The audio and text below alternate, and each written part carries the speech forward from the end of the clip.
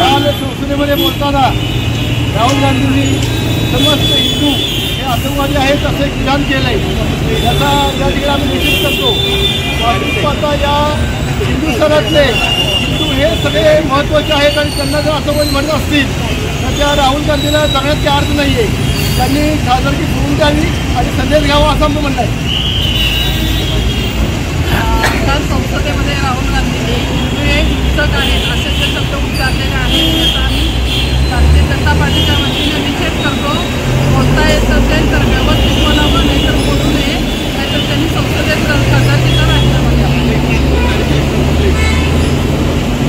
काल संसदेमध्ये बोलताना राहुल गांधींनी समस्त हिंदू हे आतंकवादी आहेत असं एक विधान केलंय, त्याचा या ठिकाणी आम्ही निषेध करतो।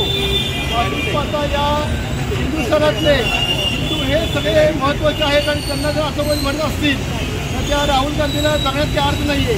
त्यांनी खासदारकी सोडून द्यावी आणि संदेश घ्यावा असं आमचं म्हणणं आहे। काल संसदेमध्ये राहुल गांधींनी हिंदू हे हिंसक आहेत असे जे शब्द उच्चारलेले आहेत त्याचा आम्ही भारतीय जनता पार्टीच्या वतीने निषेध